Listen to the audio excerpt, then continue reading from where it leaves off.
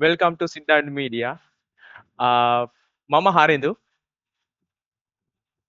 මම සමෝද. ඉතින් අද අපි කතා කරන්නේ එල්නිනෝ ගැන. ඇයි චමෝත් අපි එල්නිනෝ ගැන ඇත්තටම කතා කරන්නේ?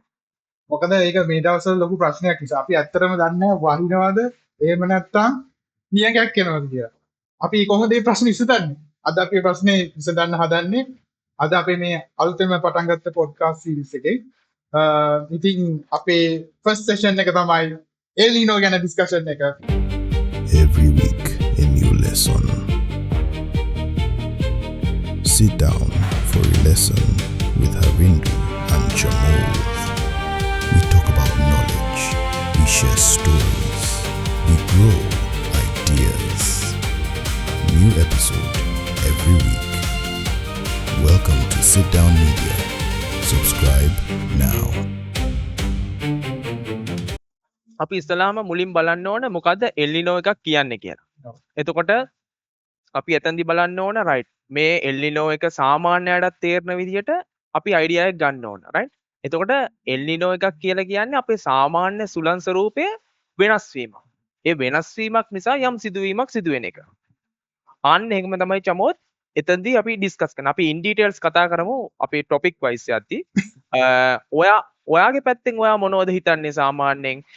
ඒ කියන්නේ එල්නිනෝ එකක් ගත්තට පස්සේ එල්නිනෝ එක නිසා අපිට මොන වගේ ඒවා වෙයිද? අපේ ලංකාවට විතරක් බලපාන එකක්ද? නැත්නම් වෙන රටවල් වලට අයටත් බලපානවද? එතකොට එල්නිනෝ එක ඇති වෙන්න බේසික් මොනවද කන්සෙප්ට්? අපිට ඒක නිකන් ඇති වෙන්න හේතුවක් නෑ රයිට්. එතෙන්දී අපි මොනවද කරන්න ඕනේ කියන එක තමයි අපි මෙතෙන්දී ඔයාලට ඕවර්ऑल අයිඩියා එකක් දෙන්නේ.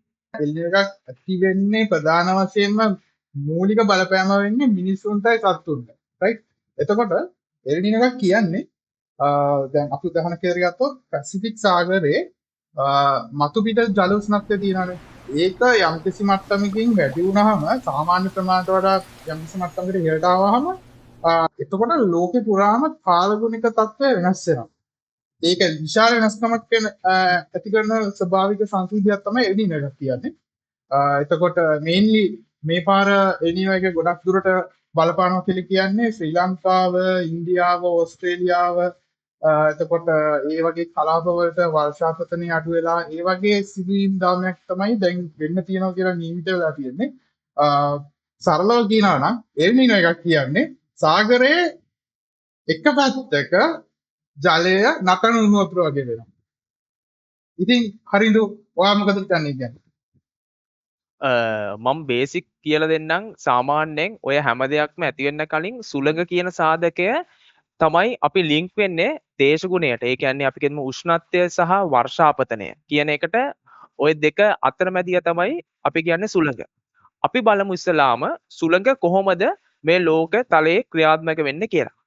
ඔයාලා දැකලා ඇති පෘථුවිය ගත්තට පස්සේ පෘථුවියේ එක එක ප්‍රදේශවල එක එක දේශගුණ තත්ත්වයන් තියෙනවා. අපි උදාහරණයක් විදිහට සෞදි අරාබිය පැත්තට ගත්තට පස්සේ ඒවයි තියෙන්නේ පියලි කාලගුණ තත්ත්වයක්. හැබැයි ශ්‍රී ලංකාව ගත්තට පස්සේ සමගය ආසන්න වුණත් වර්ෂාපතනයක් තියෙන රටක් විදිහට තමයි තියෙන්නේ. ඒකට බේසික්ම හේතු වෙනවා සාමාන්‍යයෙන් පෘථිවි තලය ගත්තට පස්සේ පෘථිවි තලයේ අපි අංශක විදිහට අපිට බෙදන්න පුළුවන්. සාමාන්‍යයෙන් අංශක 30 අංශක 60 ඔහොම විදිහට බෙදන්න පුළුවන්. එතකොට අංශක 30 ගත්තට පස්සේ අපිට සාමාන්‍යයෙන් ගත්තට පස්සේ පෘථිවි තලයේ සමකය ආසන්න රත් වෙනවා. ඒ රත් වීම නිසා එතන පීඩනය අඩු ස්වරූපයකට පත් වෙන නිසා ඝනත්වය අඩුවීම නිසා එතනින් උඩට වාතය ගමන් කරනවා. එතකොට ඒ හිඩස පිරවන්න අවටින් වාතය ඔම ඒ ස්ථාන වලට එනවා. එතකොට මේ ඉහළ ගිහිපු ඒවා අංශක 30 උතුරින් අංශක 30ක් සහ දකුණින් අංශක 30ක් වෙන විදිහට ඒ කියන්නේ අපි ගත්තට පස්සේ එම ප්‍රදේශයට අයිති වෙන ඒවා ගත්තොත් ඔයාලට බලා ගන්න පුළුවන් වෙනවා ඒ ප්‍රදේශවල ඒ ලයින් එක හරියට නිකන් පටියක් වගේ ගත්තට පස්සේ ඒවයි කාන්තාර තමයි තියෙන්නේ. අපි සාමාන්‍යයෙන් එකට කියනවා සාමාන්‍යයෙන් හැඩ්ලි සෙල්ස් කියලා රයිට්. ඔන්න ඔය concept එකත් එක්ක අපි ගත්තොත් එහෙම ඒ ප්‍රදේශවල ලොකු කාන්තාර ස්වරූපයක් ඇති වෙනවා. එතකොට අවටින් වාතය ඔතනට එන්න ගන්නවා. ඕකත් එක්ක තමයි සාමාන්‍යයෙන් සුළඟ ඇති වෙන්නේ. ඔව්. right? එතකොට හරියට අපිට පොඩ්ඩක් කියන්න පුළුවන් දැන් ඔයා දන්න විදිහට මේ එල්නිනෝ තත්ත්වය කොච්චර කාල සීමාවකට බලපානවද ලංකාවට? ඒ කියන්නේ කවද විතර පටන්ගෙන කවද විතර ඉවර වෙයිද කියලා. ඇත්තටම කිව්වොත් චමෝත් දැන් මේ එල්ලිනෝ එකේදී අපිට මෝසම් වර්ෂා දෙකක් තියෙනවා සාමාන්‍යයෙන් නිර්ත දිග සහ ඊසාන දිග. එතකොට අපි සාමාන්‍ය නිර්ත දිග එක පටන් ගන්නෙ සාමාන්‍යයෙන් ඔක්තෝබර් right ජූනි ඔක්තෝබර් වගේ කාල සීමාවදී. එතකොට නිර්ත දිග එක තමා ඒ විදිහට පටන් ගන්න. ඊසාන දිග ගත්තට පස්සේ ඊසාන දිග අපේ පටන් ගන්නෙ නොවැම්බර් ඉඳන් පෙබ්‍රුවරි වගේ සීසන් එකේදී. එතකොට ඔය කාල සීමාව ගත්තට පස්සේ මේ කාලේදී ඒ කියන්නේ ඕගස්ට් කිට්ටු වෙන්න අපිට තියෙන වියලි කාලගුණ තත්ත්වයක්. එතකොට ඒ තත්ත්වයේදී එල්නිනෝ එකක් ආවොත් ඒ කියන්නේ සහ ඇමරිකාවේ නෝවා ආයතනයෙන් ප්‍රකාශ කරලා තියෙනවා සුපර් එල්නිනෝ කියලා. එතකොට ඒ තත්ත්වය ස්ටාර්ට් කරලා තියෙන already. එතකොට මේ වෙලාවේ ආවොත් අපිට නියගයක් definitely ඇති වෙනවා. ඔව් මේ වෙද්දි තියෙන දත්ත වලට අනුව හරියට මට දැනගන්න හම්බුණා මේක දැන් මේ විදිහ ජූන් වල පටන් අරගෙන තියෙන්නේ. ඒ වගේම 2026 නොවැම්බර් දෙසැම්බර් කාල සීමාව ඇතුළත වැස්ස ඇති වෙන්න පුළුවන්. ඒ වගේම 2027 ජනවාරි වල මේකේ පීක් එක අපිට බලා ගන්න පුළුවන්. ඒ වගේම 2027 අප්‍රේල් වල මේක ඉවර වෙන්න නියමිතයි කියලා මට ඩේටා හම්බුනේ. ඔයා මොකද හිතන්නේ ඒක ගැන? ඔව් විශේෂ දෙයක් යමෝත් කියන්න ඕන ඔය ඩේටා ඕන වෙලාවක වෙනස් වෙන්න පුළුවන්. ඔව්. අපි උදාහරණයක් විදියට ගත්තොත් එහෙම අපි පොඩ්ඩක් පිටිපස්සට ගිහිල්ලා බලමු ඔය වගේ එල්ලිනෝ තත්ත්වය ඇති වෙච්ච අවස්ථා. ඒ කියපු හැම අවස්ථාවකදීම වගේ 150කටත් වඩා අපිට එල්නිනෝ එකක් එනවා කියලා කියනවා. හැබැයි අපිට ඇවිල්ලා තියෙන එල්නිනෝ එකක් නෙමෙයි ලානිනා එකක්. අපි දැන් ගිහිල්ලා බලමු මොකද්ද එල්නිනෝ කියලා කියන්නේ සහ ලානිනා කියලා කියන්නේ කියලා. ඔව්. එතකොට එල්නිනෝ එකක් කියලා කියන්නේ අපිට ওই කියන විදිහට අධික ලෙස නියං තත්ත්වයක් ඇති වෙන එක. සරලව කිව්වොත්. ලානිනා එකක් කියලා කියන්නේ අපිට සාමාන්‍ය වර්ෂාපතනයට වඩා අධික ලෙස වර්ෂාපතනයක්. අපිට පසුගිය කාලේ ඩිට්වා සුලිකුණාටු ඇති වුණත් ඔන්න ඔය වගේ සිදුවීමක් නිසා. එතකොට මම ඔයාලට තේරෙන විදිහට කිව්වේ අපි එක ටෙක්නොලොජිකල් පැත්ත ගත්තොත් එහෙම සාමාන්‍යයෙන් අපිට සුළඟ හමන්නේ නැගෙනහිර ඉඳන් බටහිරට පැසිෆික් සාගරේ. ওই පැසිෆික් සාගරය ගත්තට පස්සේ පෘථිවි ජල පුෂ්ඨය ගත්තොත් එහෙම ඒකෙන් 50ක් 50.1ක්ම තියෙන්නේ පැසිෆික් සාගරේ. එතකොට ඔයාලට තේරෙනවා ජල පුෂ්ඨය වැඩි කියන්නේ රත් වෙන ප්‍රමාණය වැඩි. නිකන් හරියට බාත් ටප් එකක් වගේ. එතකොට එතනදී අපේ පෘථිවි තාපය නැගෙනහිර ප්‍රදේශයේ වැඩි වුණාට පස්සේ එතකොට සාමාන්‍යයෙන් වෙන්නේ ඒ වැඩි වෙච්ච ප්‍රදේශයේ ඉඳලා අනිත් ප්‍රදේශයට සුළං ධාරා ගමන් කිරීමක් සිදු වෙනවා. ඒ නිසා තමයි අපිට සාමාන්‍ය වර්ෂාපතනයක් හම්බෙන්නේ. හැබැයි මේ එල්නිනෝ එකේදී වෙන්නේ ඒකේ අනිත් පැත්ත. ඒ කියන්නේ ඒ ප්‍රදේශයේ කූල් වෙනවා අපේ ප්‍රදේශය රත් වෙනවා. එතකොට තමයි ඔය කියන විදිහට එල්නිනෝ එකක් ඇති වෙන්නේ. හැබැයි ලානිනා එකක් කියන්නේ ඕකේ අනිත් පැත්ත. ඒ ප්‍රදේශයේ අධික ලෙස කූල් වීම නිසා අපේ ප්‍රදේශයට එන අර නෝමලි එන වර්ෂාවට වඩා අධික වර්ෂාවක් අපේ පැත්තට එනවා. 2015 2016 වගේ කාලෙදී පැපුවා නිව්ගිනියා වල මරණ අනුපාතය වැඩි ප්‍රමාණයක් මැරලා තියෙන්නේ මැලේරියා රෝගය ඇතිලා. එතකොට ලංකාව ගත්තත් 2017 දී 440ක් මැරලා තියෙනවා. ඒ වෙලා තින්නේ පල්ලෙහා තියෙන ජල මූලාශ්‍ර වල ජලය රැඳීම නිසා එතනින් මදුරුව බෝ වෙනවා. සහ කඳුකර පැතිවල ඉන්න අයගේ ඒ කියන්නේ ජලය හිඳිලා ගියාට පස්සේ ඔයාලට මම උදාහරණයක් කියන්න අර වියලි පොළවක් ගත්තට පස්සේ ඒ පොළව ඉරිතැරලා තියෙන්නේ කාලයත් එක්ක. එතකොට ඕක වතුර වැටුණට පස්සේ ගාන්ට ගලාගෙන යනවා ඇතුළට ඇබ්සෝබ් කරගන්නේ නැහැ. හේතුව ඒක නිකන් කොන්ක්‍රීට් තට්ටුවක් වගේ වෙන්නේ. ඒක නිසා පසු කාලීනව අර මං කිව්ව ඩොමිනෝ ඉෆෙක්ට් එක වගේ දෙකක් සිදු වෙනවා. ඒ කියන්නේ වියලි කලාපය ඇවිල්ලා එකපාරට වහින්න ගන්නවා. එතකොට වහින කාලෙදී අර කඳු දිගේ වතුර රැඳෙන්නේ නැති නිසා පල්ලෙහාට ගලාගෙන යනවා ගම් වතුර තත්ත්වයක් ඇති වෙනවා පසු කාලීනව. එතකොට මිනිස්සු මැරෙනවා. සහ කඳුකර පැතිවල වතුර ඇබ්සෝබ් කරගන්නේ නැති නිසා කඳු පිටින් නා යනවා. අරනායක කන්ද ඒ කියන්නේ ඒ වගේ කඳු ගත්තට පස්සේ මිනිස්සු මැරෙලා වැටෙනවා. සාමාන්‍යයෙන් 1960 දී ශ්‍රී ලංකාවේ ජනගහනය ගත්තට පස්සේ ඊට ඒ වගේ දෙගුණයක් ජනගහනයක් ඉන්නවා 2015 2016 මේ වගේ වෙත්. එතකොට එයාලට පදිංචි වෙන්න යන්න තියෙන එකම ඔප්ෂන් එක තමයි එකෝ ගංගා තියෙන තැන්වල ගිහිල්ලා පදිංචි වෙනවා නැත්නම් කඳු කරවල නායන පැතිවල පදිංචි වෙනවා. අන්න ඒක හොඳට කමියුනිකේට් කරන්න ඕන මේ ආපදා අමාත්‍යාංශය සහ කාලගුණ විද්‍යා දෙපාර්තමේන්තුව. අපිට ඔය ප්‍රශ්න නිසා තමයි 2015 2016 දී අපේ කමියුනිකේෂන් ඉෂුස් නිසා කෙලින්ම මිනිස්සු මැරුණා. ඒක කෙලින්ම හේතුව ඒකුනේ. ඩිට්ටෝ එකේදීත් ඕකම තමයි උනේ. මම හිතන්නේ තාමත් ඒක එයාලා ඒ විදිහට කරනවා කියලා. ඔයාගේ මොකක්ද අදහස ඒ සම්බන්ධව? ඔව් ඇත්ත මේ දැන් අපි උදාහරණයක් ඉදිරියට ගත්තොත් එහෙම දැන් එල්නිනෝ තත්ත්වයක් ආවොත් රජය මේ වෙලාවේදී කරන්න ඕන හොඳම දේ මට හිතෙන විදිහට ගෙවතු වගාව කිරීමක් කිරීම. හේතුව දැන් ওই වෙලාවෙදී කොහොමත් කන්න බොන්න කියන එක ගොඩක් අඩු වෙනවා. එතකොට අපිට දැන් කරන්න තියෙන හොඳම දේ කෙටි කාලීන භෝග වගේ දේවල් ගෙදර වගා කරගන්න එක. ඒ වගේම මම කිව්වා වගේ ඉන්ධන තොග ගබඩා කර තබා ගැනීම. ඒ වගේම අපිට මම කිව්වා වගේ දැන් යුද්ධය කන්ටිනියු වුණොත් ඊට අදාළ අපිට ආර්ථික හානියක් වෙන්න පුළුවන්. දැන් ඔයා කිව්වා වගේ එතකොට ඔය නායම් තත්ත්ව ඔය වගේ දේවල් වලට අපිට කොහොමත්ම මුණ දෙන්න ගොඩක් අමාරු වෙනවා. ඒක තමයි ඇත්තටම වෙන්නේ මට හිතෙන විදිහට. මොකද හේතුව දැන් අපි ගත්තොත් එහෙම 2026 ජූන් ජූලයි ඕගස්ට් මාසවල යම් තරමක වැස්සක් එන්න පුළුවන්.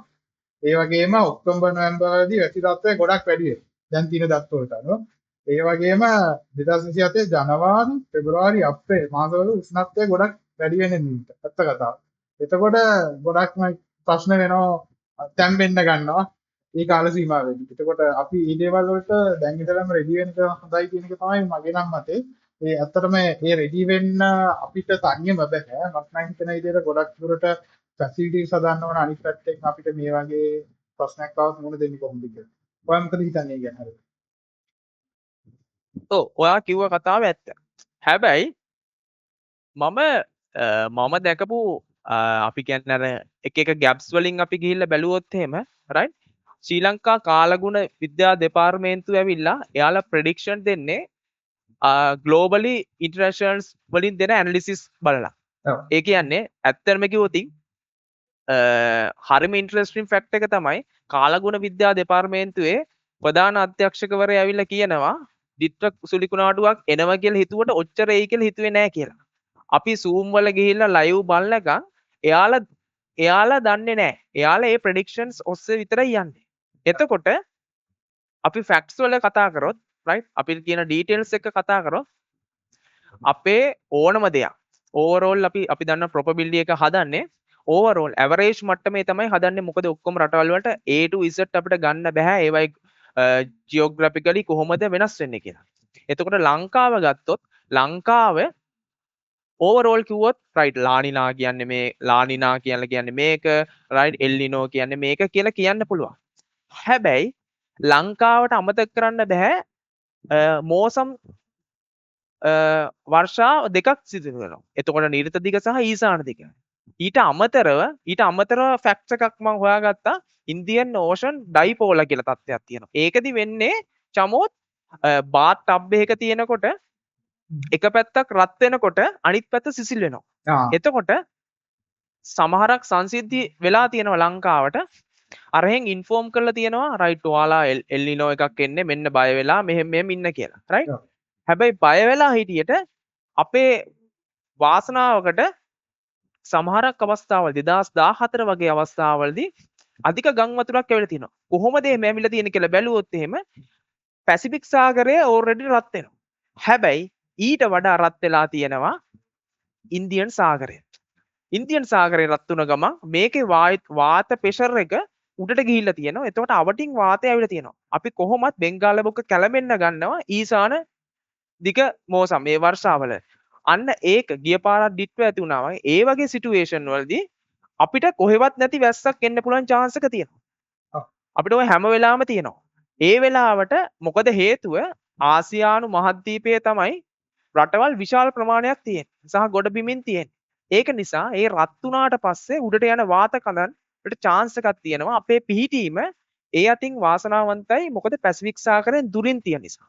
ඕක ලොකුවට බලපානවා පැපුවා නිව්ගිනියා ඊට පස්සේ ඉන්දුනීසියාව වල සුමාත්‍රා දූපත් ආශ්‍රිතව තියෙන මොකද ළඟම තියෙන නිසා ඒවට ඉෆෙක්ට් එක වැඩි. බට් අපි කවර් වෙලා ඉන්නේ. එතකොට ඒක නිසා අපිට chance එක තියෙනවා ඔය කිව්වට මෙහෙම එනවා කියලා අපේ කොහොමත් මෝසම් දෙක කැරගෙනවා already. ඊට අමතරව අර කියපු බයිපෝලර් තත්ත්වයක් ඇති වෙන්න පුළුවන්.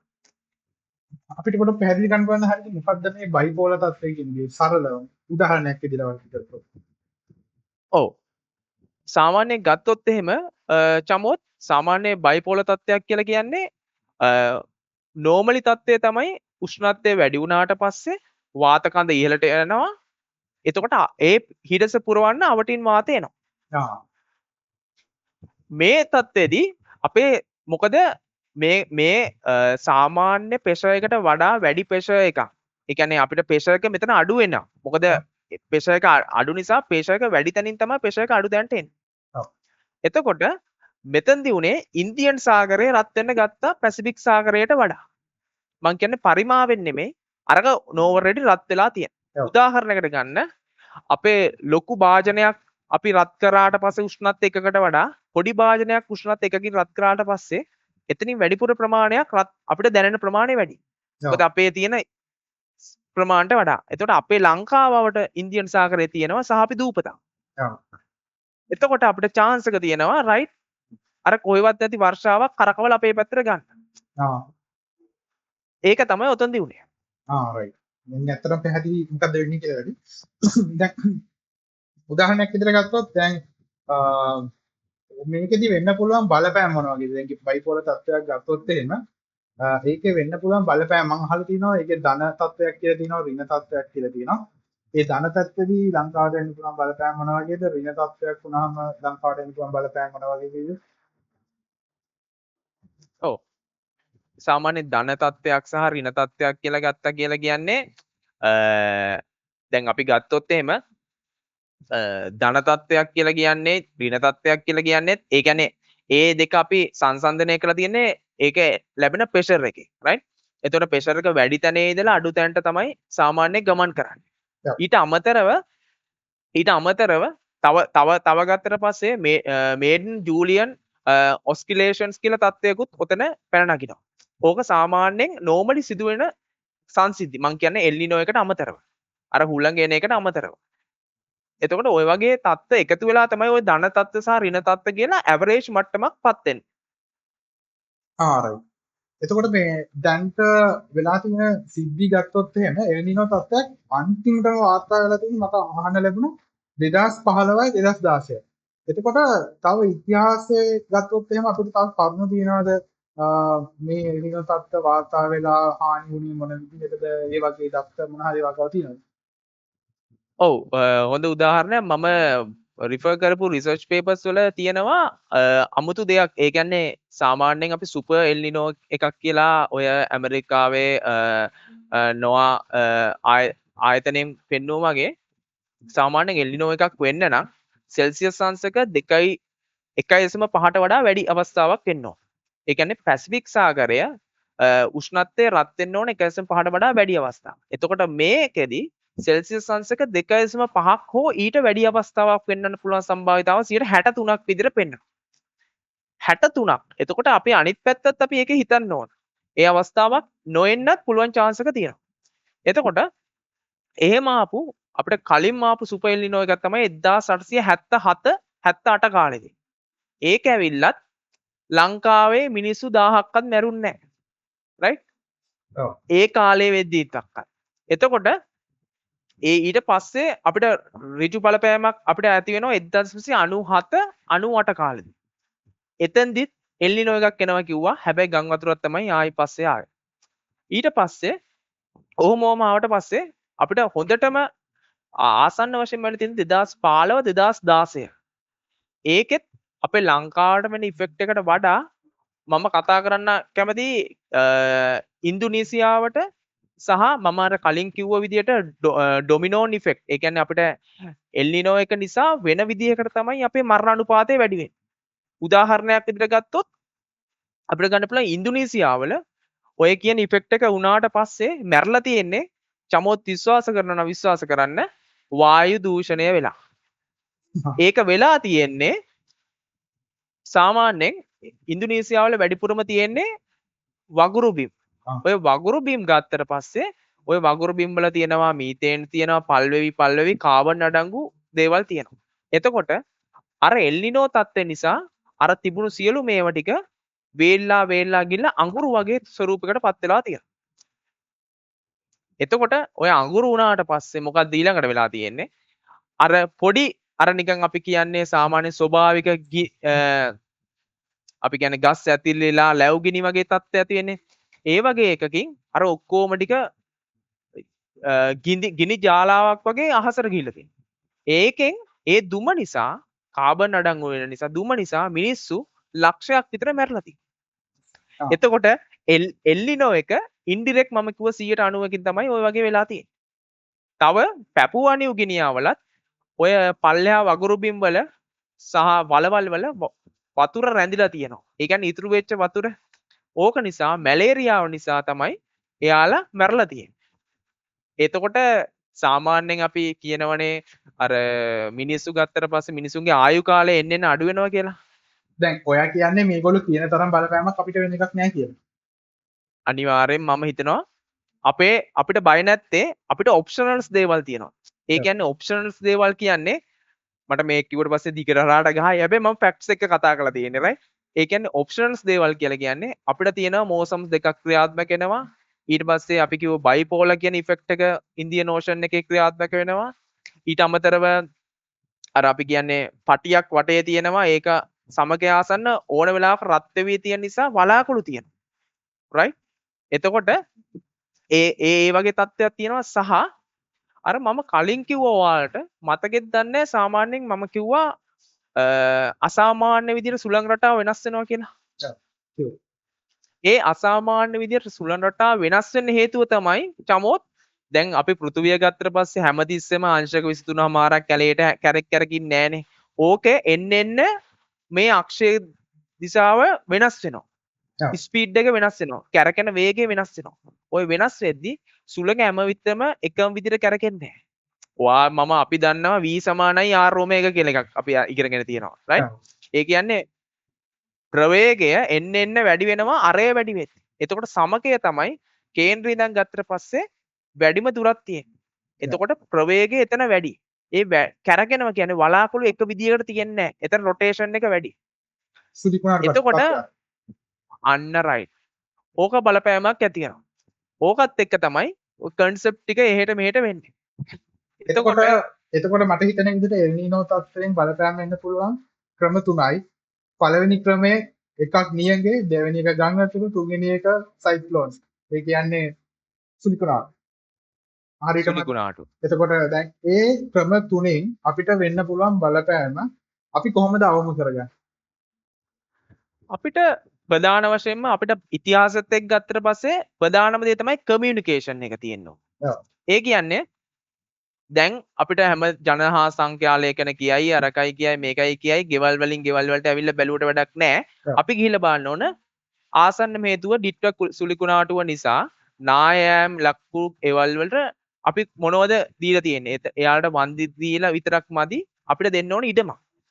ඒක ඉෆෙක්ට් වෙන්නේ නැති තැනකට. මොකද ආයි සුළු කාටුවක් හරි වර්ෂාවක් ආවට පස්සේ ආයි මේ වුණොත් ආයි කියයි මෙච්චර මිනිස්සු මැරෙනවා 640ක් මැරෙනවා එහෙම කියලා.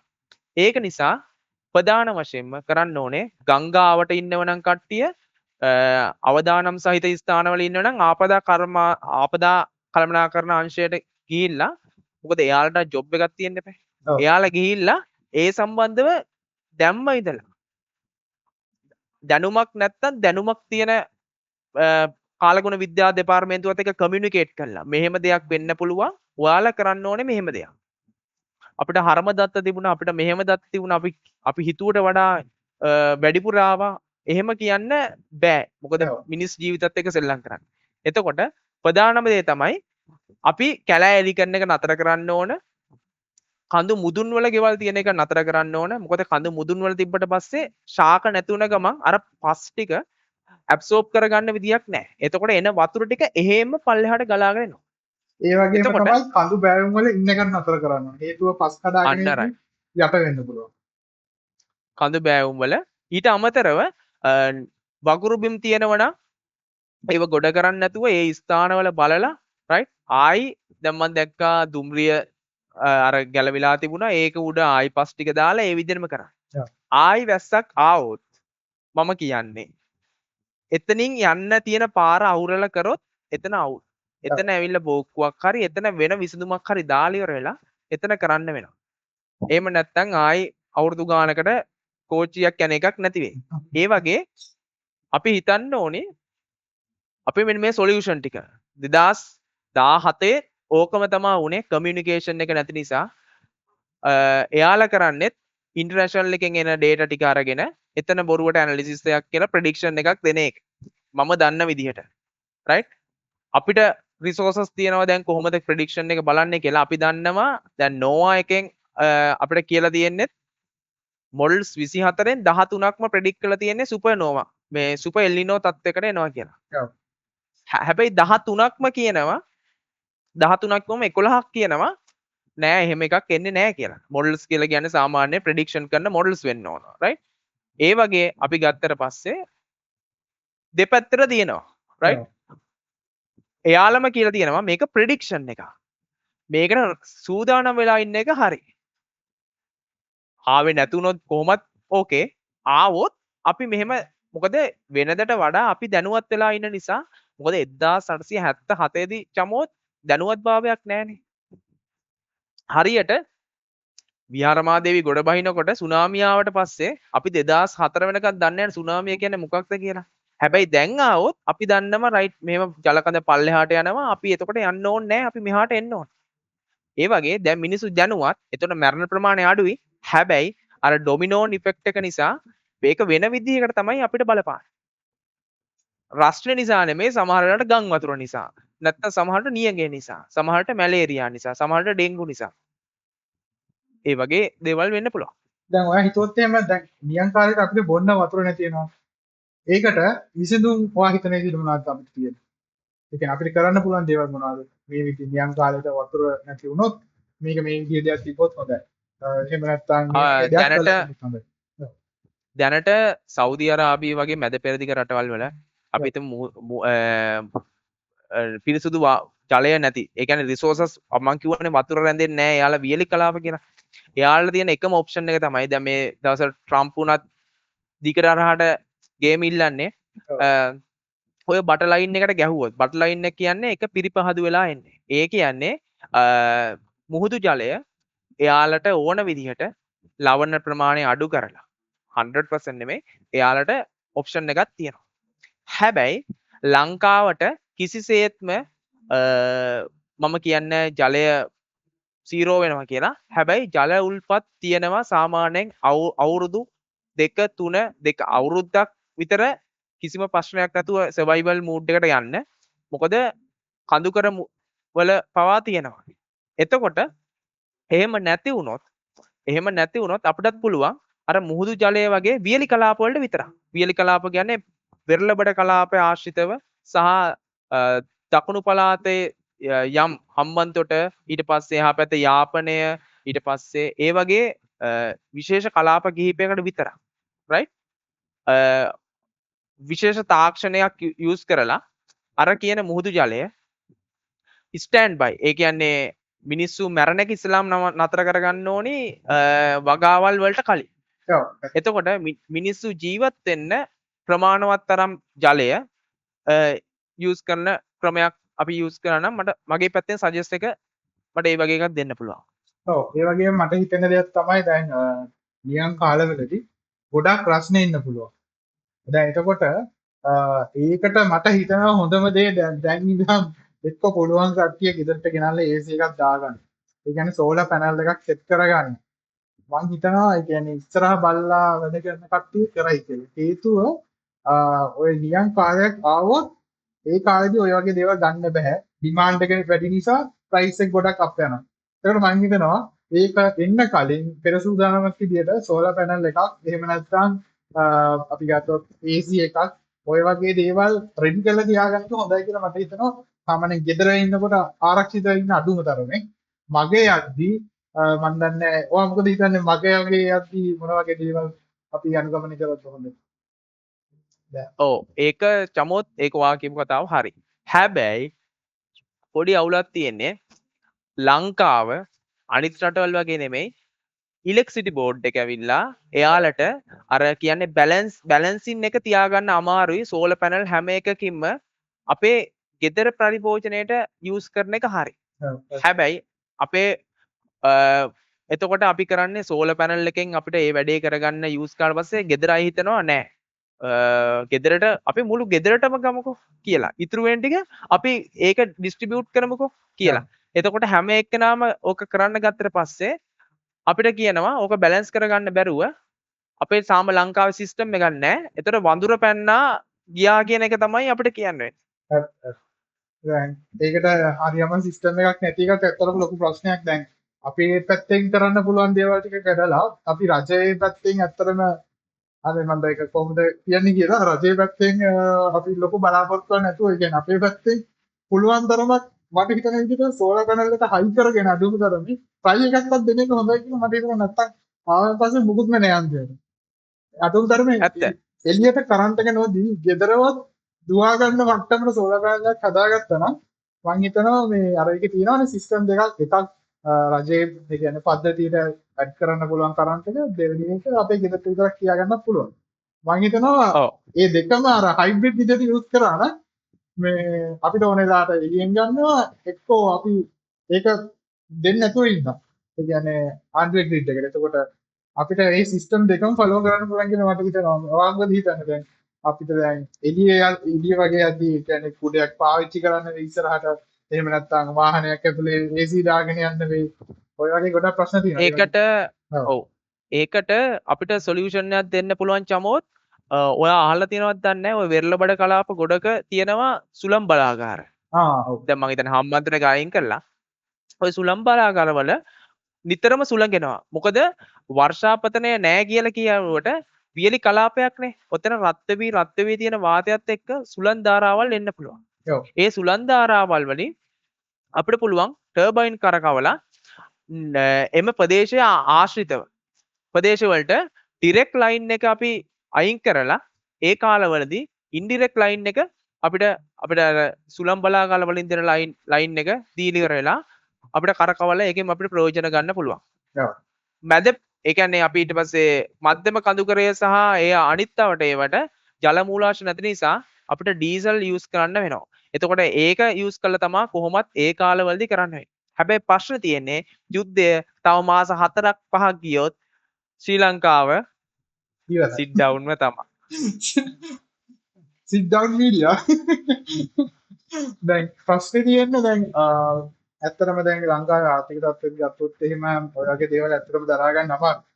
හැබැයි දැන් අපිට විතර අඩුම තරමේ අපිටවත් මේන්ටේන් වෙන්න අවශ්‍ය විදිහට ඒ කියන්නේ පැලයක් ඉඳගත්තොත් මම හිතනවා ඒ කියන්නේ දැන් උදාහරණයක් විදිහට දැන් අපිට පුළුවන් මේ කාල සීමාවෙදී වියලි ආහාර වර්ග හදා ගන්න. ඒ කියන්නේ ජෑම් වගේ දේවල් නැත්නම් ඔය ආහාර කල් තියාගන්න ක්‍රම අපිට දැන් ඉඳලම ඉගෙනගෙන ඒ කාලෙකදී ප්‍රයෝජනවත් වෙන විදිහට පාවිච්චි කරන්න හදන්න පුළුවන් කියලා මම හිතනවා. ඒ කියන්නේ ෆුඩ් සයිඩ් එකෙන් ගත්තොත්. ඔයා මොකද හිතන්නේ ෆුඩ් සයිඩ් එකෙන් අපිට කරන්න පුළුවන් දේවල් මොනවද කියලා? ඔව්. ඇත්තටම අපි මොනවද අපි පරීක්ෂණාගාරවල ගොඩක් ඒ වගේ අපි කැම්පස් වලත් එහෙම අවුට් වෙන අය ඉන්නවා ඒ සම්බන්ධව ස්පෙෂලිස්ට්ලා. මම හිතන්නේ තාම හරියාකාරව වැඩක් කරගෙන කියලා මොකද එයාලා ඉගෙන ගන්න දේවල් වලින් මේකට ගොඩක්ම එයාලා මං කියන්නේ ෆෘට් සයිඩ් එක ගත්තට පස්සේ ෆෘට් සයන්ස් එක ඇවිල්ලා වැලියබල් ඒරියා එකක්. එතකොට එයාලගෙන් හැකියාව තියෙන අය සහ කැම්පස් වලින් අවුට් වෙච්ච අය එයාලව අරගෙන ඇවිල්ලා එයාලගෙන් දැනුම අරගෙන කොහොමද මේක කරන්න කියන එක ගන්න කියන එක තමයි මම කියන්නේ. එතකොට එයාලා කියනවා එයාලගේ මොනවද අපි කියන කෙමිකල්ස් වර්ග යූස් කරලා රයිට්. එතකොට මේක හෙල්ති වෙන විදිහට අපි දන්නවා කෙමිකල්ස් දැම්මොත් හෙල්ති නෑ. බට් අර යම් පර්සන්ටේජ් එකක් අපිට පවත්වාගෙන යන්න පුළුවන් සහ අපිට පුළුවන් වියලි කලාපේ වියලි තත්ත්වයට යටතේ හැදෙන මිරිස් වර්ග වගේ අපිට gedara හදාගන්න පුළුවන් ඒව ටික අපිට gedara හදාගන්න පුළුවන්. ඔයාලා එතකොට එතන තියෙනවද ග්‍රීන් හවුස් කියන concept එක? ඒ කියන්නේ ගෙදරම ග්‍රීන් හවුස් එකක් හදාගෙන වගේ මේ වගේ දෙයක්ද? ඒ වගේ දේවල් හදන එක්ස්පර්ට් කෙනෙක් කන්සල්ට් කරලා ගෙදර ඒ වගේ දෙයක් නිර්මාණය කරලා අපිට අවශ්‍ය කරන පැල වර්ග ඒකට දාලා හදලා හැබැයි ප්‍රශ්නේ ඉන්නේ වතුර ඊළඟට. වතුර කොහොමද ඒ වගේ හැබැයි හැබැයි ශුෂ්ක පළාතවල හැදෙන ඒවට වතුර ලොකුවට ඉෆෙක්ට් වෙන්නේ නැහැ. එතකොට අපිට පුළුවන් අඩු වතුර ප්‍රමාණයකින් රයිට් අපිට මම උදාහරණයකට කිව්වොත් ඉස්සර අපි හිතුවා මොනවද රට ඉඳි ලංකාවේ හැදෙන්නේ නැහැ. ඊට පස්සේ පෙයාස් එහෙම පහත් බිම් වල කියන්නේ අපි කියන වියලි කලාපේ හැදෙන්නේ නැහැ කියලා. සමහරක් පැති දිනව හැදිලා. ඒ කියන්නේ ඕනම දෙයක් දීර්ඝ කාලීනව ට්‍රේන් කරොත් එහෙම ශාකයක් වුණත් ඒකට අනුවර්තනය වෙන්න පුළුවන් හැකියාවක් තියෙනවා. අපිට දැන් ටයිම් එක දීලා තියෙනවා නම් මාස 6ක් කියලා ෂණිකව බෑ. අපිට පුළුවන් ඒ සමහරක් තෙතමනේ තියෙන අපි හිතමු වැවක් ළඟ එහෙම නැත්නම් ගඟක් ළඟ තියෙන ගෙවල් තියෙනවා නම් එයාලට පුළුවන් ප්‍රදේශ වශයෙන් ඔයාලා ඔය මේ ප්‍රදේශයයි මෙහෙම වගා කරන්න මේ ප්‍රදේශයයි මෙහෙම වගා කරන්න කියලා. එතකොට අර ඉස්සර තියෙන concept එක වගේ අපිට පුළුවන් survival mode එකට අපි කියන්නේ නැහැ මේක life time තියෙන එකක් නෙමෙයිනේ. අර නිකන් හරියට covid කාලේ තිබුණා වගේ. ඒතර ගෙදරින් ගෙදර යන්න බැරි ප්‍රශ්නයක් මෙතනදි නෑනේ. ඒතකොට අපිට පුළුවන් ගිහිල්ලා තියෙන පැත්තෙන් දේවල් අනිත් පැත්තත් එක්ක හුවමාරු කරන්න. අවට ගෙවල් වල හරි ඒව කරන්න පුළුවන්. right? ඒ වගේ දේවල් අපිට කරන්න පුළුවන්. එතකොට මට හිතන ඊළඟ දේ තමයි worst case scenario එක එල්නිනෝ එකත් ඇවිල්ලා යුද්ධෙත් ඉස්සරහට ගිහිල්ලා ඩොනල්ඩ් ට්‍රම්ප්ගේ ප්‍රශ්නත් එක්ක එයා තවදුරටත් මම දැක්ක අදත් ගහලා තියෙන ඇග්‍රීමන්ට් එකක් නැති වෙන්නම ගහනවා කියලා. එතකොට දැන් මේ වගේ ප්‍රශ්නයක් එක්ක අපිට ආර්ථික වශයෙන් ගොඩාක් බලපානවා මේක. මම හිතන්නේ අපිට මේක දරා ගන්න බැරි අපිට වතුර ඉම්පෝට් කරන්නවත් මට්ටමක් එයිද මම දන්නේ නැහැ. ඉස්සරහට මොකද අපිට කෑම වර්ග වතුර වර්ග අනිත් රටවල් වලින් ගන්න වෙයි මේ හිනෝ තත්ත්වයක් ඇත්තටම ලංකාවට ආවොත්. වැස්සද නියගයක්ද කියලා අදාළ නැහැ කොහොමද ගන්න වෙනවා මට හිතෙන විදිහට. එතකොට අපිට ආර්ථික වශයෙන් පොඩ්ඩක් නැගිටලා ඉන්නත් වෙනවා කියන එක මට හිතෙනවා. නැත්තම් අපි කියන්නේ අපි ලොකුවට වියදම් කරන්නේ නැතුව උදාහරණයක් විදිහට නම් ලොකුවට ණය වෙනවා ලොකු වාහන අරගන්න ඉතින් පොඩ්ඩක් සීමා කරලා පොඩ්ඩක් මේ කාල සීමාව පහු වෙනකන්වත් අපි පොඩ්ඩක් අල්ලගෙන හිටියොත් හොඳයි කියලා මට හිතෙනවා මිනිස්සු විදිහට. ඒ කියන්නේ ලංකාවේ ජීවත් වෙන කට්ටිය විදිහට. ඔයා මොකද හිතන්නේ? ඔව් අපි අවසාන වශයෙන් කිව්වොත් එහෙම සාමාන්‍යයෙන් මගේ ගට් ෆීලින් එකෙන් කිව්වොත් එල්ලිනෝ එනවා කියලා ආවට ඔය කියන තරම් අපේ ලංකාවට මේ වෙනකන් ආපු ඒවා කිසිම එකක් ලොකුවට ඉෆෙක්ට් වෙලා නැහැ. ඉෆෙක්ට් වෙන්නේ ඕකෙන් පස්සේ වෙනවා හරියට අර අපි කසපාරකින් ගහන වගේ ගම් වතුර තත්ත්වයක්. ඒ කියන්නේ සුලි සුලං එක්ක. අන්න ඒ අවස්ථාවේදී එක ළඟ එන්නේ. එතකොට ඒ බෙල්ට් එක කැරකෙනකොට ඒ කැලකෙන එකට අපි අනුගත වෙලා ඉන්න ඕන මොනයම් විදියකට හරි. අන්න එතෙන්දි තමයි අපි අල්ලගෙන ඉන්න ඕනේ. ඒකට තමයි මම කිව්වේ පෙර සූදානම අර ආපදා අමාත්‍යාංශය සහ කාලගුණ විද්‍යා දෙපාර්තමේන්තුව නිවැරදි ප්‍රෙඩික්ෂන් එකක් දෙන්න පුළුවන් වෙන්න ඕන අඩුම තරමේ මීඩියා වලට.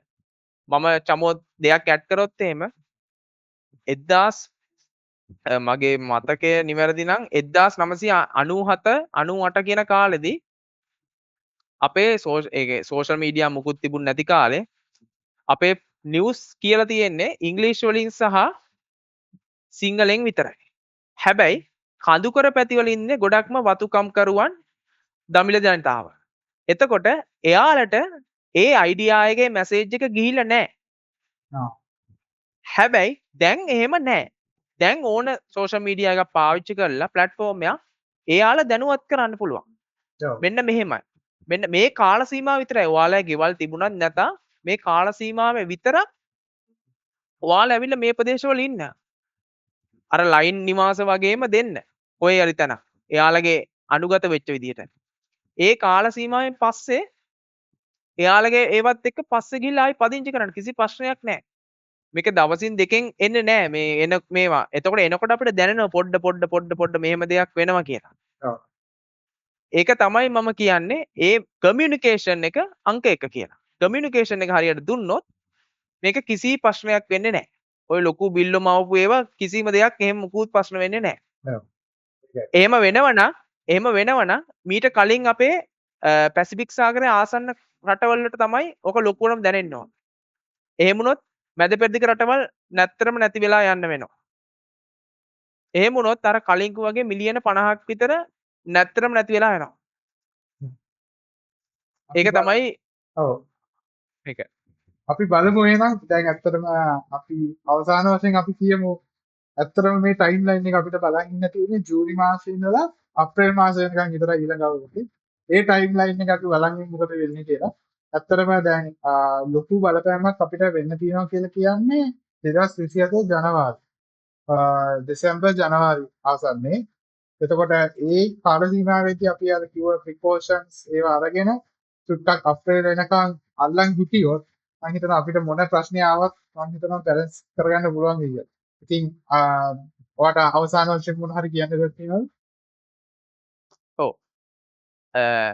මේක බලන සියලුම දෙනා මේ පුළුවන් තරමක් ෂෙයා කරන්න. මොකද ඔයාලගේ දැනුවත්භාවය සහ අර බොරුවට මේක වෙනවා කියලා කිව්වට සොලියුෂන්ස් දීලා නැහැ. රයිට්? ඔයාලා සොලියුෂන්ස් ගන්න. ඔයාලා දැනුවත් වෙන්න මේක සරලව හිතා ගන්න. මෙන්න මේක වෙන්නේ අපිට වෙනද වෙන දේ නෙමෙයි.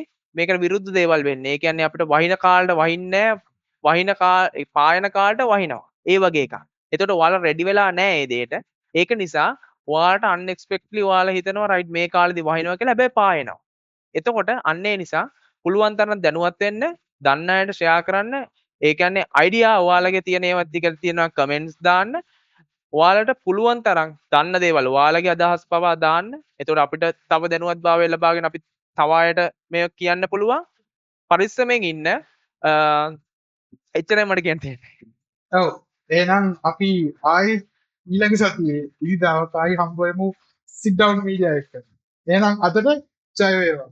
ජය වේවා. Thank you very much Anand. Bye. Thank you.